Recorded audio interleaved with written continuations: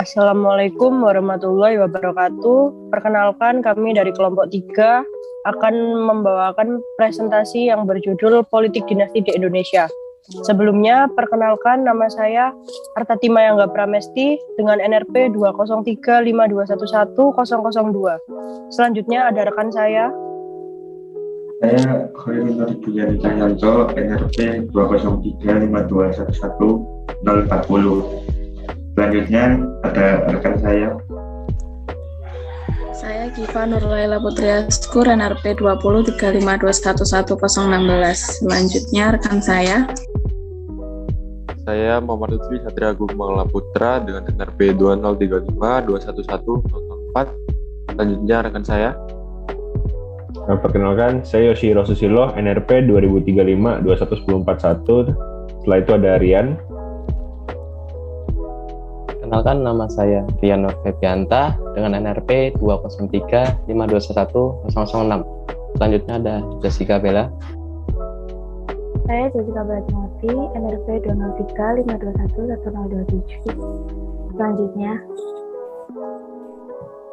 saya Nafis Fajar Yuditya, NRP 20352111044. Kita akan masuk ke materi politik dinasti di Indonesia.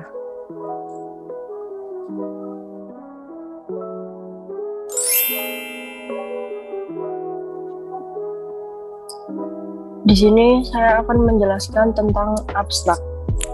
Politik dinasti adalah kelompok atau orang tertentu yang memiliki hubungan keluarga ataupun berada dalam satu garis keturunan yang sama dan menjalankan tujuan kekuasaan politik. Tujuan pembuatan jurnal ini adalah untuk mengetahui anggapan tentang politik dinasti di Indonesia, serta dampak yang disebabkan dari adanya politik dinasti. Penelitian ini menggunakan metode penelitian hukum normatif dengan cara meneliti bahan pustaka atau data sekunder dengan seksama. Adapun pendekatan penelitian yang digunakan penulis, diantaranya pendekatan peraturan perundang-undangan dan pendekatan kasus. Dalam pendekatan perundang-undangan, semua undang-undang dan regulasi yang bersangkut paut dengan isi hukum ditelaah. Dan untuk pendekatan kasus dilakukan dengan cara melakukan telaah terhadap kasus-kasus yang berkaitan dengan isu yang dihadapi dan menjadi keputusan pengadilan yang telah mempunyai kekuatan hukum tetap. Hasil yang didapat ialah dapat disimpulkan bahwa politik dinasti merupakan bukanlah suatu hal yang perlu dikhawatirkan, karena setiap orang memiliki hak politik yang sama jika dikaitkan dengan perspektif hak asasi manusia atau HAM. Namun, politik dinasti menjadi kurang etis karena politik dinasti di Indonesia sangat banyak merugikan masyarakat yang dipimpin. Dan pemimpin cenderung mengarah kepada perbuatan korupsi, kolusi, dan nepotisme. Di sini saya akan membawakan pendahuluan tentang materi politik dinasti. Oke. Politik dinasti ini merupakan sekelompok orang tertentu yang ada dalam satu garis keturunan dengan objektif sama, yaitu untuk memperoleh kekuasaan politik.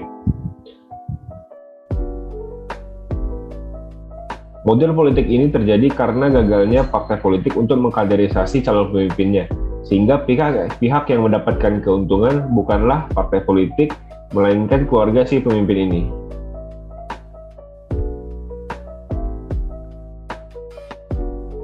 Biasanya, dampak yang terjadi akibat politik dinasti ini adalah KKN, yaitu korupsi-kolusi nepotisme, yang diperoleh dari data Indonesian Corruption Watch yang menyatakan bahwa sudah ada 7 model politik dinasti yang sudah terindikasi melakukan korupsi. Salah satu contoh yang terkenal adalah dinasti Ratu Atut Koisia. Dari data yang disimpulkan tadi yang dari Indonesian Corruption Watch, kita bisa menyimpulkan kalau model politik ini cenderung korup. Sesuai ungkapan dari Lord Acton, yaitu power tends to corrupt, absolute power corrupts absolutely. Praktik politik dinasti di Indonesia ini sering diperdebatkan oleh masyarakat, apalagi setelah terbitnya putusan MK nomor 33 tahun 2015 pada pasal 7 huruf R yang bertentangan dengan UUD RI.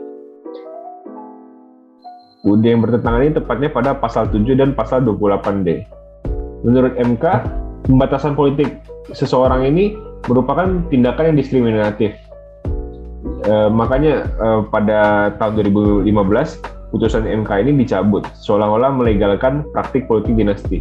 Selain itu, ada juga budaya masyarakat yang cenderung bersifat apatis dan tak ragu untuk menukarkan hak politiknya dengan uang.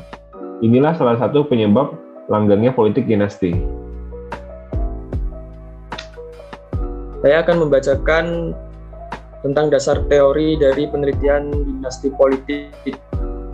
Jadi dinasti politik adalah strategi politik manusia yang berobjektif untuk memperoleh kekuasaan dan mempertahankannya agar tetap berada di pihaknya dengan cara mewarisi kekuasaan yang sudah dimiliki kepada orang lain yang mempunyai hubungan keluarga dengan pemegang kekuasaan sebelumnya. Sistem hukum dan penegakan hukum serta pelembagaan politik bersangkutan. Dinasti politik dapat diartikan sebagai sebuah rezim kekuasaan politik atau aktor politik yang dijalankan secara turun-temurun atau dilakukan oleh keluarga maupun kerabat dekat. Baik, di sini saya akan melanjutkan. Menurut ilmu politik Visopol, UGM.ag.n, Ari Dwi Payana mengatakan bahwa tren politik kekerabatan itu sebagai gejala neopatrimonialistik, yang dimana anak pejabat dengan mudah mendapatkan proyek tanpa tender dan anak pejabat mendapatkan posisi besar di negara. Menurutnya, kini disebut neopatrimonial karena ada unsur patrimonial lama tapi dengan strategi baru. Dulu perwarisan ditunjukkan langsung, sekarang lewat jalur politik prosedural. Anak atau keluarga para elit masuk institusi dengan yang disiapkan, yaitu partai politik. Teori keadilan menurut posisi yang terletak di tengah-tengah dalam keadaan jujur, lurus, dan tulus. Keadilan menurut Aristoteles adalah kelayakan tindakan manusia, yang dimana memberi pendapat. Keadilan merupakan komutatif perlakuan kepada seseorang tanpa memperhatikan apa yang sudah dilakukan. Dan keadilan distributif merupakan perlakuan kepada seseorang sesuai dengan apa yang telah ia lakukan. Next. Untuk metode penelitian yang kami gunakan dalam makalah ini yaitu yang pertama, jenis penelitian.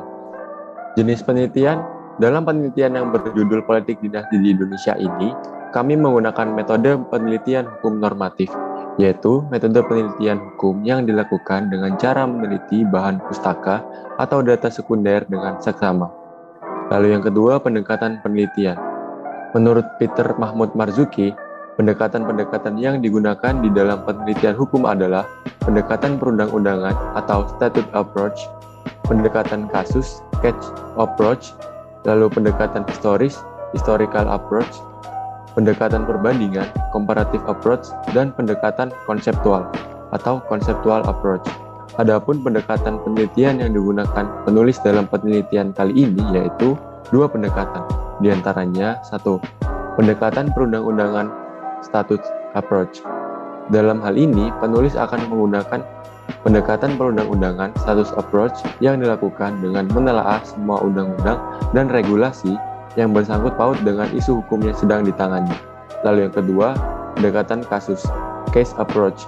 Pendekatan kasus case approach yang dilakukan dengan cara melakukan telaah terhadap kasus-kasus yang berkaitan dengan isu yang dihadapi yang telah menjadi putusan pengadilan yang telah mempunyai kekuatan hukum tetap. Dalam hal ini, penulis akan melakukan pendekatan terhadap kasus-kasus yang berkaitan dengan praktik-praktik politik dinasti di Indonesia. Next. Hasil dan pembahasan. Politik dinasti sama dengan nepotisme karena kepemimpinan. Apa itu? Pulang.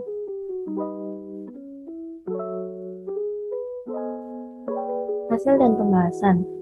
Politik dinasti sama dengan nepotisme karena kepemimpinan politik dinasti biasanya diturunkan kepada istri, anak, atau kerabat lainnya. Rata-rata masyarakat menganggap bahwa politik dinasti ialah suatu yang buruk. Dampak politik dinasti menurut Aninda 2013 ialah semakin membuka dan memperbesar peluang korupsi, kolusi, dan nepotisme juga. Mengubah wajah demokrasi yang digunakan sebagai pasar transaksi jual beli kepentingan individu dan kelompok kekerabatan. Next.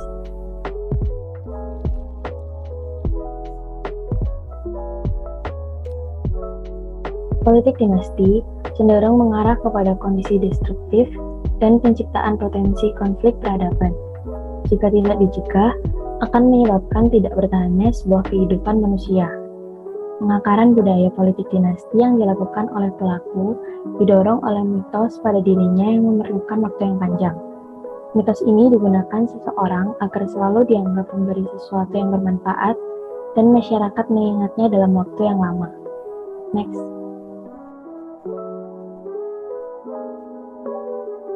Menurut kami, politik dinasti dilihat dari nilai-nilai moral termasuk dalam kategori aktivitas yang memiliki nilai budaya yang buruk, tidak beradab, tidak bermoral, norma budaya yang negatif, perilaku curang, mengarah ke KKN, dan sebuah bentuk kejahatan di dalam demokrasi.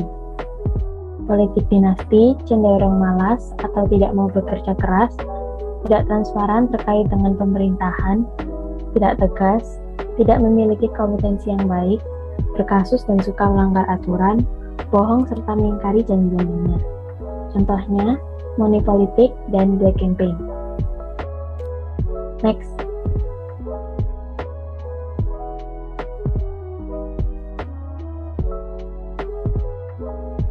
Berikut ini beberapa kasus politik dinasti di Indonesia. Yang pertama ada dinasti Ratu Atut Khoisyah. Ratu Atut saat menjabat sebagai Gubernur Banten terbukti melakukan suap sengketa pada Pilkada Lebak tahun 2013 kepada mantan Ketua Mahkamah Konstitusi Abdul Mokhtar dan juga melakukan korupsi pengadaan alat kesehatan di Provinsi Banten bersama adiknya Tubagus Hairiwardana atau Wawan. Kemudian yang kedua ada dinasti Ati Suharti.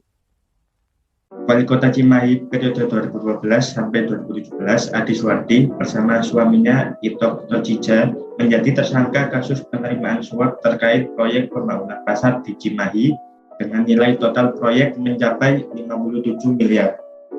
Ati dan suaminya ditangkap petugas KPK setelah diduga menerima suap dari dua pengusaha. Dalam kasus ini, Ito yang merupakan wali kota dalam 2 periode sebelumnya ternyata berperan aktif dalam mengendalikan kebijakan di Cimahi, termasuk mengatur pemenang tender dalam proyek pembangunan yang dilakukan oleh pemerintah kota Cimahi. Yang ketiga ada dinasti Sri Hartini.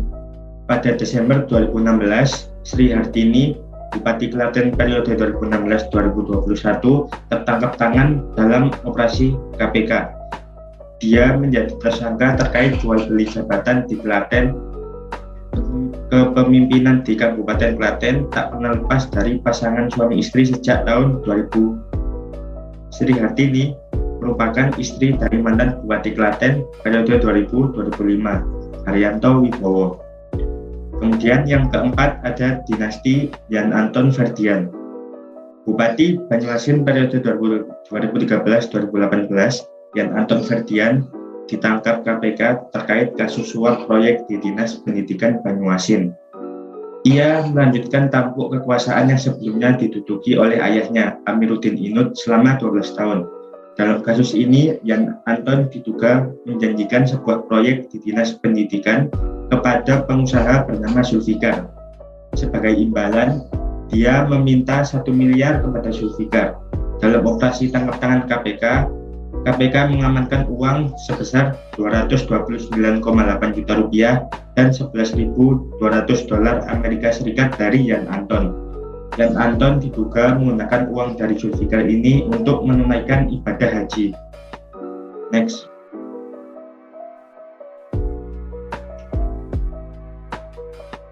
Yang kelima ada dinasti Syaukani Hasan Rais. Syaukani merupakan terpidana penyalahgunaan dana perangsang pungutan sumber daya alam, dana studi kelayakan Bandara Kutai, dana pembangunan Bandara Kutai, dan penyalahgunaan dana pos anggaran kesejahteraan masyarakat. Sedangkan anaknya, Rita Widyasari yang merupakan Bupati Kutai periode 2010-2015 dan 2016-2021, merupakan tersangka dari 3 kasus korupsi, yakni suap pemberian operasi untuk keperluan inti dan plasma perkebunan kelapa sawit di Desa Kupang Baru, Kecamatan Muara Kaman kepada PT Sawit Golden Prima, Kemudian Rita diduga menerima gratifikasi terkait jabatannya. Dia diduga menyamarkan gratifikasi senilai 436 miliar rupiah.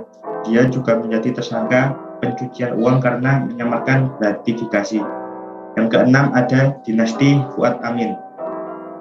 Mantan Bupati Bangkalan, Fuad Amin Imron adalah contoh lain dari dinasti politik. Ia merupakan penguasa di Bangkalan selama 10 tahun atau 2 periode mulai 2003 hingga 2013. Fuad kemudian digantikan oleh putranya sendiri, Makmum Ibnu Fuad, yaitu Bupati Bangkalan periode 2013-2018. Pada saat tahun 2018, Fuad yang terbentur aturan menjabat sebagai Bupati Bangkalan karena sudah 2 periode, melantik putranya menjadi anggota DPRD Bangkalan. Kemudian Fuad terpilih menjadi Ketua DPRD Bangkalan pada periode 2014-2019. Hal ini menjadi ironi karena DPRD selaku lembaga legislatif yang punya peran mengawasi Pemkab Bangkalan selaku eksekutif dipimpin oleh ayah dan anak. Kemudian pada Desember 2014, Fuad ditangkap oleh KPK karena selama menjadi Bupati Bangkalan dan Ketua DPRD Bangkalan, Fuad disebut telah menerima uang yang diketahui merupakan hasil tindak pidana korupsi terkait jabatannya, yaitu menerima dari bos PT MKS Antonius Bambang Jatmiko sebesar 18,05 miliar rupiah. Uang suap tersebut diberikan agar Fuad yang saat itu menjabat sebagai bupati memuluskan perjanjian konsorsium kerjasama antara PT MKS dan PD Sumberdaya, serta memberikan dukungan untuk PT MKS kepada Kodeko Energi terkait permintaan penyaluran gas alam ke Gili Timur. Fuad juga didakwa melakukan tindak pidana pencucian uang dengan mengalihkan harta kekayaannya ke sejumlah rekening di bank. Dan yang ketujuh ada dinasti Zulkifli Nurdin. Anak dari mantan Gubernur Jambi Zulkifli Nurdin, yaitu Gubernur Jambi periode 2016-2021 nonaktif Zumi Zola Zulkifli, divonis 6 tahun penjara ditambah denda 500 juta oleh Majelis Hakim Tipikor Jakarta. Dalam putusannya, Zumi dinilai terbukti menerima gratifikasi dan memberi suap kepada anggota DPRD Provinsi Jambi periode 2014-2019 terkait pengesahan APBD tahun anggaran 2017 dan 2018. Ia dianggap terbukti bersalah melakukan 2 tindak pidana korupsi, yaitu berupa penerimaan gratifikasi sebesar 40 miliar rupiah, 1 unit Toyota Alphard, 177.000 US dollar dan 100.000 Singapura dolar. Zumi juga dianggap menyuap para anggota DPRD Jambi senilai 16,34 miliar rupiah. Uang suap ini ditujukan agar para anggota dewan menyetujui rancangan peraturan daerah anggaran pendapatan dan belanja daerah Provinsi Jambi tahun anggaran 2017 menjadi peraturan daerah APBD-TA 2017. Kemudian agar menyetujui Raperda APBD Provinsi Jambi tahun 2018 menjadi peraturan daerah APBD-TA 2018. Next.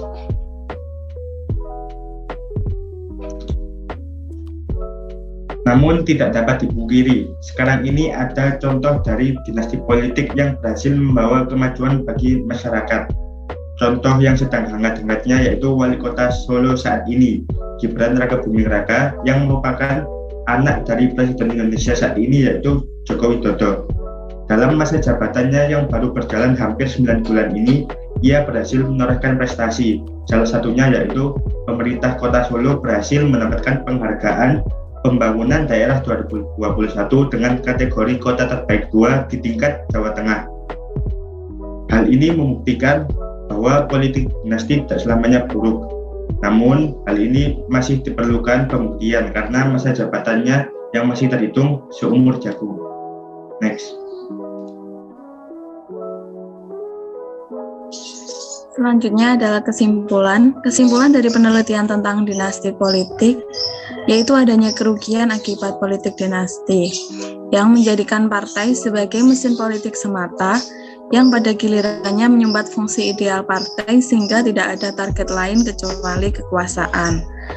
Sebagai konsekuensi, tertutupnya kesempatan masyarakat lain yang merupakan kader handal dan berkualitas. Sirkulasi kekuasaan hanya berputar di lingkungan elit dan pengusaha semata.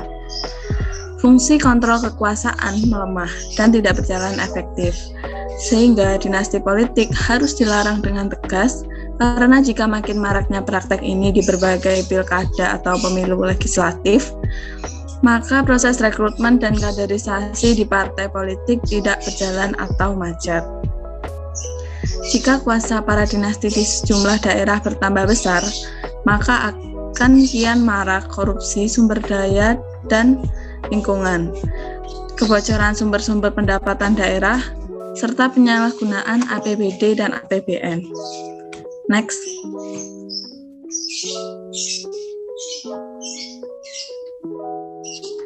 Ketika menganut demokrasi, seharusnya politik dinasti tidak terjadi. Seharusnya para pejabat melakukan tugasnya melayani masyarakat tanpa adanya apresiasi penghargaan. Pelaku politik dinasti bisa dikatakan tidak konsisten dan tidak etis. Etisnya, bisa menjabat setelah lengsernya anggota keluarga lain yang menjabat. Politik dinasti terjadi karena adanya instansi tanpa adanya kaderisasi partai dan peran yang masih baru di dunia partai. Partai politik menjadi ujung tombak pemerintahan karena pemimpin terlahir dari partai. Karena di dalam partai politik, membentuk pemimpin yang berpengalaman di dunia politik karena adanya pendidikan politik dan kaderisasi yang baik. Politik dinasti menyebabkan adanya orang yang kurang berkualitas dalam memimpin. Politik dinasti boleh, tetapi harus adanya pengalaman dan kaderisasi politik yang baik dan kader tersebut. Figur yang tampil sebagai calon sudah lebih dikenal masyarakat dan sudah menjalani pendidikan politik sebelumnya, sehingga dapat menjalankan pemerintahan yang baik tanpa adanya keinginan mencapai kekuasaan semata.